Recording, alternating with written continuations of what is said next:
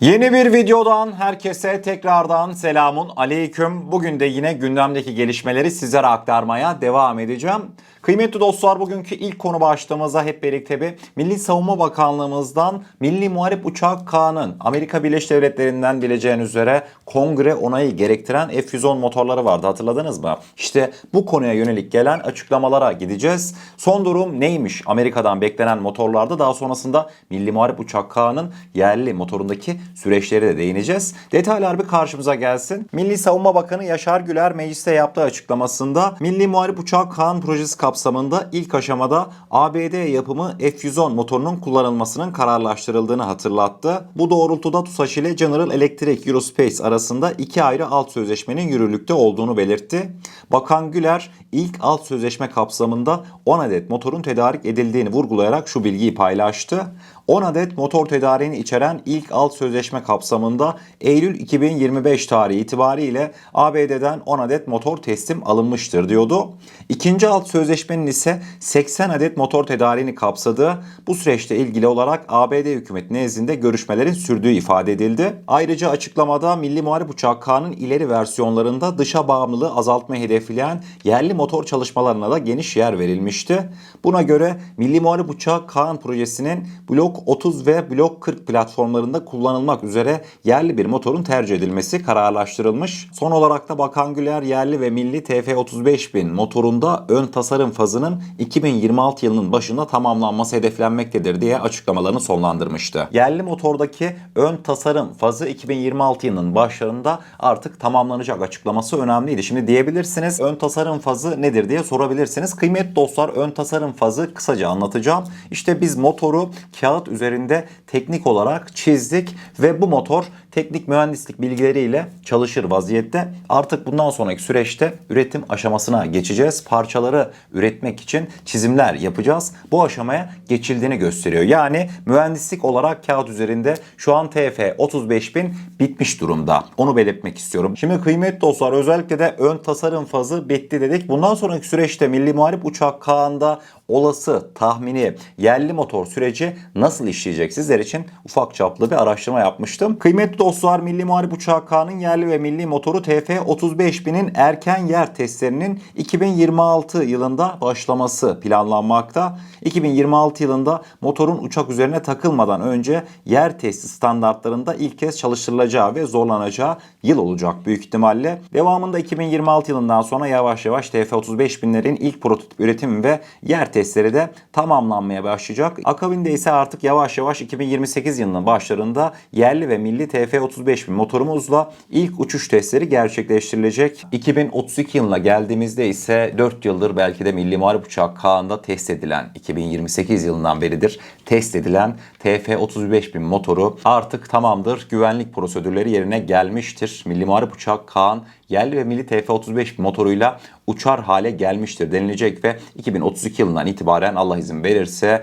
K'nın Blok 3 ve Blok 4'lerinde yerli ve milli motorlarımız olacak. Bileceğiniz üzere Milli Muharip Uçak K'nımız şu vakte kadar 2 kez havalanmıştı. 3. uçuşunu ne zaman gerçekleştireceği merak ediliyordu. Bu konuya dair de Nisan-Mayıs aylarında 2026'nın K'nın tekrardan 3. kez gökyüzüyle buluşacağı belirtiliyordu.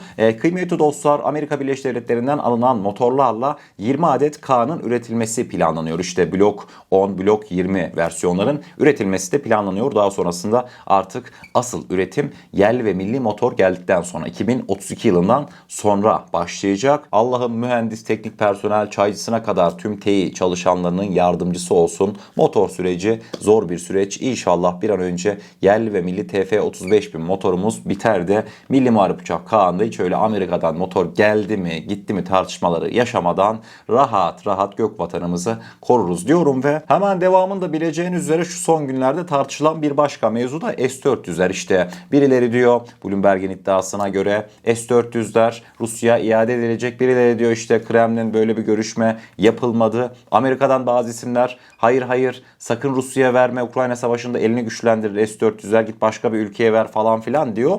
Kıymetli dostlar, Yaşar Güler yine aynı mecliste bu konuya dair de açıklamalarda bulunmuştu. Milli Savunma Bakanı Yaşar Güler diyordu ki S-400 hava savunma sistemleri ihtiyaç halinde kullanılmak üzere envanterimizde bulunuyor. S-400 hava savunma sistemi ülkemizin uzun menzilli bölge hava savunması için elzemdir. F-35 tedariği kapsamında görüşmeler devam etmektedir. Ayrıca siper sisteminin geliştirilmesi bu kapsamda önem arz etmiş ve çalışmalar hızlandırılmıştır diyordu. Resmi açıklamayı dinlediniz. S-400'ler şu an ihtiyaç halinde kullanılmak üzere envanterimizde bulunuyor. Yani S-400'lerin en azından resmi açıklamalara bakarak bir yere gittiği falan yok. Onu rahat bir şekilde söyleyebiliriz diyorum ve devamında şimdi ikinci konu başlığımızda hep birlikte bir İsrail basınına gideceğiz. İsrail basınında çok ama çok hareketli günler yaşanıyor. En azından Türkiye'yi ilgilendiren kısımlarında. Kıymetli dostlar, ilk olarak hep birlikte bir Jerusalem Post'un haberine gideceğiz. İsrail basınından Jerusalem Post diyor ki Türkler önümüzdeki dönemlerde Suriye'ye radar sistemleri entegre edecek diyor ve bu radarlarla İsrail'i izleyecek diyor. Jerusalem Post'un batılı istihbarat kaynaklarına dayandırdığı haberine göre Türkiye Suriye topraklarına gelişmiş radar sistemleri yerleştirme hedefi içerisindeymiş. İsrail basını böylesi bir hamlenin İsrail Hava Kuvvetleri'nin İran'a yönelik operasyonlarını ve Suriye hava sahasındaki hareket kabiliyetini ciddi biçimde kısıtlayabileceğini vurgulamış. Radarların konuşlandırılması durumunda Türkiye, İsrail uçaklarının Suriye üzerindeki faaliyetlerini tespit edebilecek kapasiteye ulaşacak. Haberde ayrıca radarların sadece Suriye ile sınırlı kalmayıp İran kaynaklı tehditlere karşı da kullanılabileceği ifade ediliyordu. Var bu konuda özellikle de hani İran mevzusunda çok garip iddialar vardı. Hani İsrailler demiş ya Türkler Suriye'ye radar koyacak diye. O değil, içimden de şöyle bir Alp 500 radarı falan 650-700 kilometre öteyi gözlemleyebildiğimiz radar var ya, Asyas onu falan bir koysak yer yerinden oynar. Neyse, parantezi kapattım. İran'a mesela Türkiye demiş ki iddialara göre gel demiş Suriye'de artık yanlış tarafı desteklemekten vazgeç, Suriye'deki emellerinden vazgeç. Ben de Türkiye olarak Suriye'de kurmuş olduğum radar ağlarıyla İsrail'in olası saldırılarını aynı böyle daha önce yaptığım gibi önceden sana haber edeyim. Yani iddialara göre Türkiye İran'a böyle bir teklif sunmuş. Ne karşılığında? Suriye'de doğru tarafı desteklemesi karşılığında. Yani Ahmet Çara yönetimini destekleme karşılığında. Öyle Suriye'deki İran Şii milislerini destekleme, gel meşru yönetimi destekle. Biz de sana İsrail'in ülkene yapabileceği saldırılardan önceden haberdar olabilme imkanını sunalım demiş Türkiye. Bileceğiniz üzere zaten bu olayın örneğini özellikle de İran-İsrail geriliminde yaşamıştık. İsrail F-35'lerinin İran'ı vurmaya giderken Türkiye tarafından İran'a uyarılar gönderildi. Hatta İranlı bazı yetkililerin telefonlara bakamadı, artık elektronik harpten mi neyden. Türkiye yani çabalamış haber vermeye ama İranlıların pek de haberi olmamış tarzında birçok haber görmüştük. Hatırlayın o günleri. Yani kıymetli dostlar, dolaşan iddialar bu şekilde. Hemen devamında tabii Suriye'nin içerisinde de hareketli bir dönemden geçiyoruz. Hani bileceğiniz üzere 10 Mart mutabakatı çerçevesinde güya SDG ile işte Suriye yönetimi, Ahmet Çara yönetimi masada anlaşma imzalamışlardı. Her şey halloldu falan filan deniliyordu. Fakat bugüne geldiğimizde son olarak mesela Suriye Enformasyon Bakanlığı yapmış olduğu açıklamasında dün diyordu ki SDG'nin hükümet için müzakere edilemez ve uygulanamaz taleplerinde ısrar etmesi nedeniyle iki taraf arasında bir anlaşma sağlanamamıştır. Ayın 28'inde nihai yanıtımızı vereceğiz. Suriye hükümeti ile SDG arasındaki temaslar şu anda askıya alınmıştır diye Suriye'den bir açıklama gelmişti. Yıl sonuna kadar Türkiye Cumhuriyeti'nin de SDG'ye, terör örgütüne süre verdiği zaten bilinen bir gerçekti. Artık harekat vakti giderek yaklaşıyor. Ben belirtmiştim. Türkiye'nin bizzat sahada aktif bir orduyla çatışmaya gireceğini ben düşünmüyorum. Çünkü zaten Suriye yönetimi, Ahmet Çara yönetimi kendi başına halledecektir. Çünkü SDG'nin arkasında destek de kalmadı. Şimdi destek kalmadı diyorum ben. Tam da bugün yine terör örgütünün sözcülerinden çok ilginç bir açıklama geldi. Bu dediklerimi doğrular nitelikte. Terör örgütü YPG PKK'nın sözde basın sözcüsü Ferhat Şami arkalarında olacak birilerine ihtiyaç duyduklarını duyurdu. Diyordu ki eğer İsrail bizim arkamızda olsaydı hiç kimse bize saldırmaya cesaret edemezdi. Türkiye dahil diye bir cümle kurmuştu. Özellikle de ABD Başkanı Trump'ın YPG'ye yönelik son açıklamaları bunların üzerinde soğuk bir duş etkisi yarattı. Trump açık bir şekilde Ahmet Çara çok iyi bir lider. Sen de SDG olarak gideceksin. Onunla paşa paşa anlaşacaksın. Arkanda da bu vakitten sonra Amerika durmayacak. Türkiye operasyon yaparsa bile ben karışmayacağım dedi. Görmüş olacağınız üzere YPG şu an destek dileniyor. İsrail İsrail de bize destek vermedi diyor. Son açıklamalar bunu gösteriyor. Çünkü niye? Amerika Birleşik Devletleri'nden çekindiklerinden dolayı. Yani ABD etkisi olmasa İsrail çoktan zaten YPG ellerinden gelen tüm desteği vermişti. Sebep ne? Göreceğiniz üzere Türkiye karşıtlığı. Devamında yine İsrail basınından ayrılmayarak bileceğiniz üzere yine bugünlerin başka bir konuşulan mevzusu. Gazze'deki Türk barış gücü. Bileceğiniz üzere Türk Silahlı Kuvvetleri'nin Gazze'ye gitmek için her daim hazır olduğunu Milli Savunma Bakanımız Yaşar Güler belirtmişti geçtiğimiz günlerde. İsrail basınından çarpıcı bir iddia geldi. İsrail basını diyordu ki Tel Aviv Türkiye'nin Gazze'ye gelmesi için geri adım mı attı diye bir soru soruyordu. Haberin detaylarına indiğimizde İsrail merkezli haber sitesi Bol, Tel Aviv yönetiminin Gazze politikasında zorlu bir ikilemle karşı karşıya olduğunu öne sürdü. İsrail Kamu Yayın Kuruluşu Kan News'e konuşan üst düzeyli İsrail yetkililer daha önce kesin bir dille reddedilen Türkiye'nin Gazze'deki uluslararası güce katılımı senaryosunu yeniden değerlendirmeye başladığını belirtti.